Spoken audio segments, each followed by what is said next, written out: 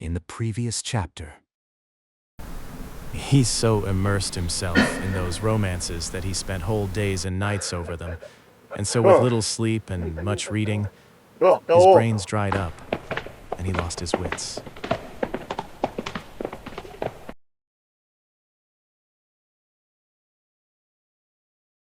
At this point, they came in sight of 30 or 40 windmills that there are on that plain, and as soon as Don Quixote saw them, he said to his squire, "Fortune is arranging matters for us better than we could have shaped our desires ourselves. For look there, friend Sancho Panza, where 30 or more monstrous giants present themselves, all of whom I mean to engage in battle and slay, and with whose spoils we shall begin to make our fortunes. For this is righteous warfare, and it is God's good service to sweep so evil a breed from off the face of the earth." "What giants?" said Sancho Panza. "Those thou seest there," answered his master, "with the long arms, and some have them nearly 2 leagues long." "Look, your worship," said Sancho, "what we see there are not giants but windmills, and what seem to be their arms are the sails that, turned by the wind, make the millstone go." "It is easy to see," replied Don Quixote, "that thou art not used to this busyness of adventures. Those are giants, and if thou art afraid, away with thee out of this, and betake thyself to prayer while I engage them in fierce and unequal combat." So saying, he gave the spur to his steed Rocinante, heedless of the cries his squire Sancho sent after him, warning him that most certainly they were windmills and not giants he was going to attack. He, however, was so positive they were giants that he neither heard the cries of Sancho, nor perceived, near as he was, what they were, but made at them shouting, "Fly not, cowards and vile beings, for a single knight attacks you." A slight breeze at this moment sprang up, and the great sails began to move, seeing which Don Quixote exclaimed, "Though ye flourish more arms than the giant Briareus, ye have to reckon with me." So saying, and commending himself with all his heart to his lady Dulcinea, imploring her to support him in such a peril, with lance in rest and covered by his buckler, he charged at Rocinante's fullest gallop and fell upon the first mill that stood in front of him. But as he drove his lance point into the sail, the wind whirled it round with such force that it shivered the lance to pieces, sweeping with it horse and rider, who went rolling over on the plain, in a sorry condition. Sancho hastened to his assistance as fast as his ass could go, and when he came up found him unable to move, with such a shock had Rocinante fallen with him. "God bless me," said Sancho, "did I not tell your worship to mind what you were about, for they were only windmills, and no one could have made any mistake about it but one who had something of the same kind in his head." "Hush, friend Sancho," replied Don Quixote. "The fortunes of war more than any other are liable to frequent fluctuations. And moreover I think, and it is the truth, that that same sage Friston who carried off my study and books has turned these giants into mills in order to rob me of the glory of vanquishing them. Such is the enmity he bears me. But in the end his wicked arts will avail but little against my good sword." "God order it as he may," said Sancho Panza, and helping him to rise got him up again on Rocinante, whose shoulder was half out, and then, discussing the late adventure, they followed the road to Puerto Lapiche, for there, said Don Quixote, they could not fail to find adventures in abundance and variety, as it was a great thoroughfare. For all that he was much grieved at the loss of his lance, and saying so to his squire, he added, "I remember having read how a Spanish knight, Diego Perez de Vargas by name, having broken his sword in battle, tore from an oak a ponderous bough or branch, and with it did such things that day, and pounded so many Moors that he got the surname of Machuca, and he and his descendants from that day forth were called Vargas y Machuca.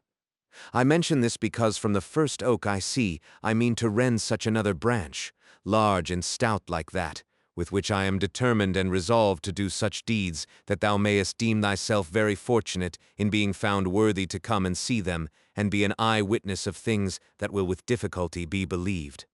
"Be that as God will," said Sancho. "I believe it all as your worship says it. But straighten yourself a little, for you seem all on one side, maybe from the shaking of the fall." "That is the truth," said Don Quixote. "And if I make no complaint of the pain, it is because knights-errant are not permitted to complain of any wound, even though their bowels be coming out through it." "If so," said Sancho, "I have nothing to say, but God knows I would rather your worship complained when anything ailed you. For my part, I confess I must complain however small the ache may be, unless this rule about not complaining extends to the squires of knights-errant also." Don Quixote could not help laughing at his squire's simplicity, and he assured him he might complain whenever and however he chose, just as he liked, for so far he had never read of anything to the contrary in the order of knighthood. Sancho bade him remember it was dinner time, to which his master answered that he wanted nothing himself just then, but that he might eat when he had a mind. With this permission, Sancho settled himself as comfortably as he could on his beast, and taking out of the alforges what he had stowed away in them, he jogged along behind his master, munching deliberately, and from time to time taking a pull at the bota with a relish that the thirstiest tapster in Malaga might have envied. And while he went on in this way, gulping down draught after draught, he never gave a thought to any of the promises his master had made him, nor did he rate it as hardship, but rather as recreation going in quest of adventures, however dangerous they might be. Finally they passed the night among some trees, from one of which Don Quixote plucked a dry branch to serve him after a fashion as a lance, and fixed on it the head he had removed from the broken one. All that night Don Quixote lay awake thinking of his lady Dulcinea, in order to conform to what he had read in his books. How many a night in the forests and deserts knights used to lie sleepless, supported by the memory of their mistresses. Not so did Sancho Panza spend it. For having his stomach full of something stronger than chicory water, he made but one sleep of it. And, if his master had not called him, neither the rays of the sun beating on his face, nor all the cheery notes of the birds welcoming the approach of day would have had power to waken him. On getting up he tried the bota, and found it somewhat less full than the night before, which grieved his heart because they did not seem to be on the way to remedy the deficiency readily. Don Quixote did not care to break his fast, for, as has been already said, he confined himself to savory recollections for nourishment.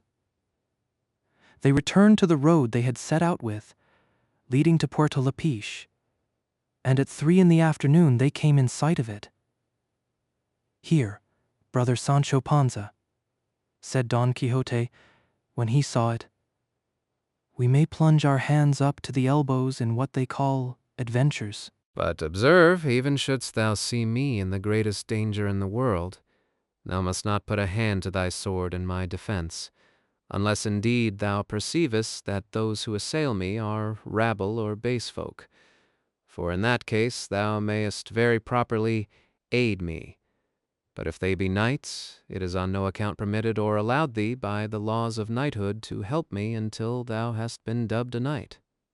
"Most certainly, señor," replied Sancho, "your worship shall be fully obeyed in this matter. All the more as of myself I am peaceful and no friend to mixing in strife and quarrels. It is true that as regards the defence of my own person, I shall not give much heed to those laws, for laws human and divine allow each one to defend himself against any assailant whatever." "That I grant," said Don Quixote. "But in this matter of aiding me against knights, thou must put a restraint upon thy natural impetuosity." "I will do so, I promise you," answered Sancho, "and will keep this precept as carefully as Sunday." While they were thus talking, there appeared on the road 2 friars of the Order of St. Benedict, mounted on 2 dromedaries, for not less tall were the 2 mules they rode on. They wore traveling spectacles and carried sunshades, and behind them came a coach attended by 4 or 5 persons on horseback and 2 muleteers on foot.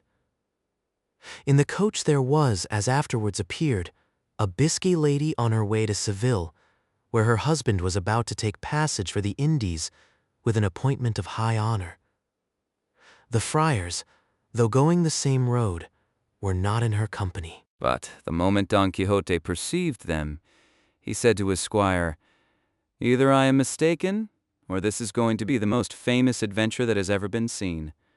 For those black bodies we see there must be, and doubtless are, magicians who are carrying off some stolen princess in that coach, and with all my might, I must undo this wrong." "This will be worse than the windmills," said Sancho.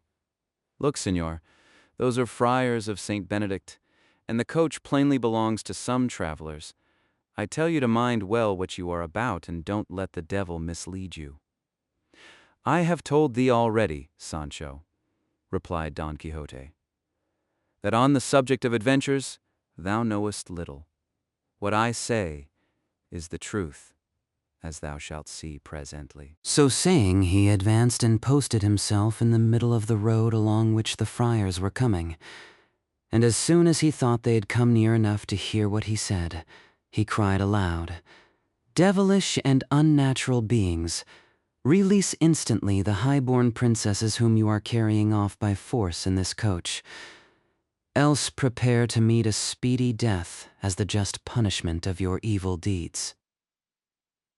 The friars drew rein and stood wondering at the appearance of Don Quixote as well as at his words, to which they replied, "Señor Caballero, we are not devilish or unnatural, but two brothers of Saint Benedict following our road, nor do we know whether or not there are any captive princesses coming in this coach. No soft words with me, for I know you, lying rabble," said Don Quixote, and, without waiting for a reply, he spurred Rocinante and with leveled lance charged the first friar with such fury and determination that, if the friar had not flung himself off the mule, he would have brought him to the ground against his will and sore wounded, if not killed outright. The second brother, seeing how his comrade was treated, drove his heels into his castle of a mule and made off across the country faster than the wind. Sancho Panza, when he saw the friar on the ground, dismounting briskly from his ass, rushed towards him and began to strip off his gown. At that instant the friar's muleteers came up and asked what he was stripping him for. Sancho answered them that this fell to him lawfully as spoil of the battle which his lord Don Quixote had won. The muleteers, who had no idea of a joke, and did not understand all this about battles and spoils, seeing that Don Quixote was some distance off talking to the travelers in the coach, fell upon Sancho, knocked him down, and leaving hardly a hair in his beard, belabored him with kicks, and left him stretched breathless and senseless on the ground, and without any more delay helped the friar to mount, who, trembling, terrified, and pale, as soon as he found himself in the saddle, spurred after his companion, who was standing at a distance looking on, watching the result of the onslaught. Then, not caring to wait for the end of the affair just begun, they pursued their journey, making more crosses than if they had the devil after them. Don Quixote was, as has been said, speaking to the lady in the coach. "Your beauty, lady mine," said he, "may now dispose of your person as may be most in accordance with your pleasure, for the pride of your ravishers lies prostrate on the ground through this strong arm of mine. And lest you should be pining to know the name of your deliverer, know that I am called Don Quixote of La Mancha, knight-errant and adventurer, and captive to the peerless and beautiful lady Dulcinea del Toboso. And in return for the service you have received of me, I ask no more than that you should return to El Toboso, and on my behalf present yourself before that lady and tell her what I have done to set you free."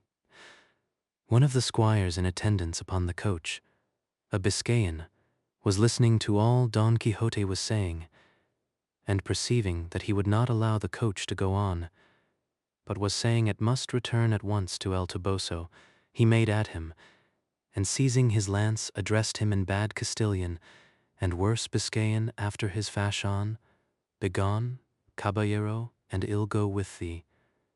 By the God that made me, unless thou quittest coach, slayest thee as art here a Biscayan. Don Quixote understood him quite well and answered him very quietly. If thou wert a knight as thou art none, I should have already chastised thy folly and rashness, miserable creature. To which the Biscayan returned, I know, gentleman. I swear to God thou liest as I am Christian. If thou droppest lance and drawest sword, soon shalt thou see thou art carrying water to the cat. Biscayan on land, hidalgo at sea, hidalgo at the devil, and look, if thou sayest otherwise thou liest. You will see presently, said Agrayes, replied Don Quixote, and throwing his lance on the ground, he drew his sword, braced his buckler on his arm, and attacked the Biscayan, bent upon taking his life. The Biscayan, when he saw him coming on, though he wished to dismount from his mule, in which, being one of those sorry ones let out for hire, he had no confidence, had no choice but to draw his sword. It was lucky for him, however, that he was near the coach, from which he was able to snatch a cushion that served him for a shield, and they went at one another as if they had been two more tall enemies. The others strove to make peace between them, but could not, for the Biscayan declared in his disjointed phrase that if they did not let him finish his battle, he would kill his mistress and everyone that strove to prevent him. The lady in the coach, amazed and terrified at what she saw, ordered the coachman to draw aside a little, and set herself to watch this severe struggle, in the course of which the Biscayan smote Don Quixote a mighty stroke on the shoulder over the top of his buckler, which, given to one without armor, would have cleft him to the waist. Don Quixote, feeling the weight of this prodigious blow, cried aloud, saying, O lady of my soul, Dulcinea, flower of beauty, come to the aid of this your knight, who, in fulfilling his obligations to your beauty, finds himself in this extreme peril. To say this, to lift his sword, to shelter himself well behind his buckler, and to assail the Biscayan was the work of an instant, determined as he was to venture all upon a single blow. The Biscayan, seeing him come on in this way, was convinced of his courage by his spirited bearing, and resolved to follow his example, so he waited for him, keeping well under cover of his cushion, being unable to execute any sort of maneuver with his mule, which, dead tired and never meant for this kind of game, could not stir a step. On then, as aforesaid, came Don Quixote against the wary Biscayan, with uplifted sword and a firm intention of splitting him in half, while on his side the Biscayan waited for him sword in hand, and under the protection of his cushion. And all present stood trembling, waiting in suspense the result of blows such as threat end to fall, and the lady in the coach and the rest of her following were making 1,000 vows and offerings to all the images and shrines of Spain, that God might deliver her squire and all of them from this great peril in which they found themselves. But it spoils all, that at this point in crisis, the author of the history leaves this battle impending, giving as excuse that he could find nothing more written about these achievements of Don Quixote than what has been already set forth. It is true the second author of this work was unwilling to believe that a his Tory so curious could have been allowed to fall under the sentence of oblivion, or that the wits of La Mancha could have been so undiscerning as not to preserve in their archives or registries some documents referring to this famous knight. And this being his persuasion, he did not despair of finding the conclusion of this pleasant history, which, heaven favoring him, he did find in a way that shall be related in the second part. To be continued. Please, like and subscribe if you don't want to miss the next chapter.